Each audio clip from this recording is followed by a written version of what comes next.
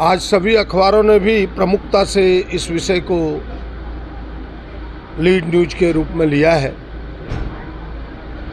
कि झारखंड के 3 कुलपतियों की नियुक्ति महामहिम राज्यपाल ने की है। राजीव मनोहर जो लखनऊ विश्वविद्यालय के प्रोफेसर हैं, डॉक्टर इला कुमार जो दिल्ली टेक्निकल यूनिवर्सिटी से हैं, और डॉक्टर अभय कुमार सिंह जो दीन नालंदा विश्वविद्यालय में है। तीनों की क्रमशः नियुक्ति एक रांची विश्वविद्यालय में, दूसरा का जमशेदपुर महिला विश्वविद्यालय में और तीसरे का झारखंड ओपन यूनिवर्सिटी में किया है। मेरा इतना ही सवाल है कि यह निर्णय आबुआ दिसम आबुआ राज की भावना के विपरीत है। मुझे पता है कि भाई उसकी एक हाई स्क्रीनिंग कमेटी होती है, हाई लेवल की।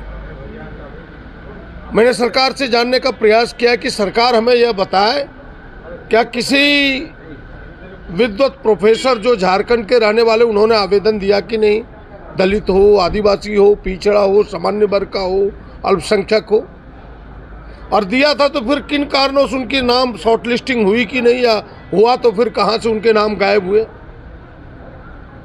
क्या ये झारखंडी भावना के विपरीत नहीं है? इसलिए राज्य थोड़ो बना है। राज्य बनने का उद्देश्य है कि भाई यहाँ के लोगों को हक अधिकार मिले, यहाँ के लोग स्थान पर बैठे ताकि झारखंड के हित में काम कर सके। और सरकार ने जो माना है इसे संज्ञान में लिया है माननीय अध्यक्ष जी के कहने पर, और सरकार ने कहा है कि विस्तृत उत्तर हम विधानसभा में रखेंगे। जो उत्तर आएगा फिर उसके सापेक्ष में हम सब आगे का कदम बढ़ाएंगे।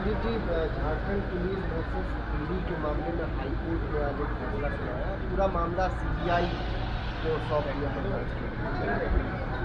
नहीं, कोर्ट का फैसला आया है तो कोर्ट के फैसले से मैं अवगत नहीं हूँ। आपने बताया है कोर्ट का फैसला होगा तो कोर्ट का फैसला तो अंतिम फैसला होता है। अब सरकार क्या निर्णय उस फैसले पर लेती है यह देखना होगा। तो सीबीआई पर भरोसा है क्योंकि सीबीआई को जांच करा दे। नहीं, अभी पहले सरकार देखेगी किस सापेक्ष में है, क्या है, सरकार क्या कदम इस पर आगे बढ़ाती है, फिर इस निर्णय के विरोध और सुप्रीम कोर्ट सरकार जाएगी क्या, ये मेरे लिए कहना थोड़ा जल्दीबाजी होगा।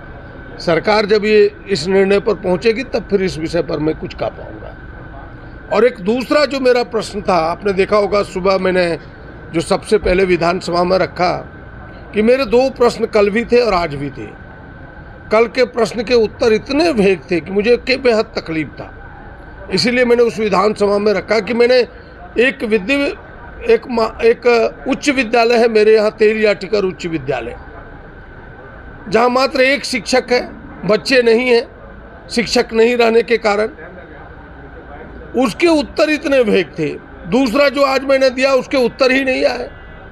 तो हमें लगता है कि सभा सचिवालय को, माननीय अध्यक्ष को इस पर कठोर कदम उठाना चाहिए। हमने कहा कि बार बार केवल कह देने से कि नहीं हम इस पर सुनवाई कर रहे, इससे नहीं होगा।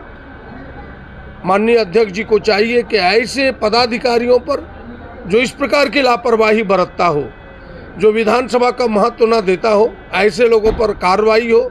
उन्होंने कहा कि आप लिख के दें, मैं समुचित कार्रवाई करूंगा। मुझे उम्मीद है कि एक सधे तो सब सधे, एक पर कार्रवाई होगा तो आने वाले दिनों में इस विधानसभा का महत्व भी बढ़ेगा और माननीय प्रश्नों के सही उत्तर भी आ पाएंगे। तो आपको क्या लगता है कि अधिकारी जो है बेलगाम है, माननीय लोग नहीं, आज वो जिस प्रकार जितनी गहराई से महत्व देना चाहिए, हमें लगता है कहीं ना कहीं उनके नज़र में कुछ न कुछ खोट है, जिस कारण से ये चीज़ें सामने आती हैं।